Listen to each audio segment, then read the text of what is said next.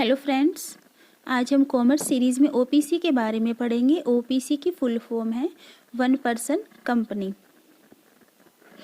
एक ओपीसी अपने समामेलन के 2 वर्ष तक अपने आप को सार्वजनिक अथवा प्राइवेट कंपनी में परिवर्तित नहीं कर सकती। सेकंड क्या है, इसके संचालकों की संख्या कम से कम 1 और अधिकतम कितनी हो सकती है, अधिकतम इसकी हो सकती है 15।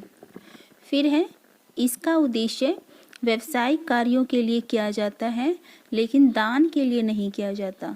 यानी कि ओपीसी का जो इसका गठन किया जाता है, ओपीसी जो निर्माण की जाती है, इसका उद्देश्य ओनली क्या होना चाहिए, व्यवसायिक कार्य को करना ही होना चाहिए। दान वगैरह के लिए इसको यूज़ नहीं कर सकते।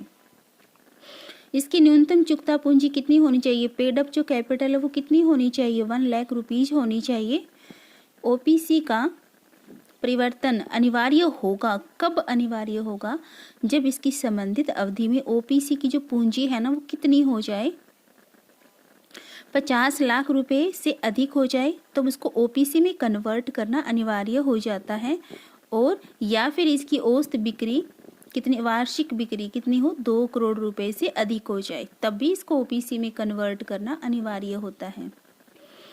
नेक्स्ट ओपीसी की और फीचर्स क्या है, सदस्य केवल एक ही प्राकृतिक व्यक्ति होना चाहिए और जो कि भारत का नागरिक भी हो और वह निवासी भी हो।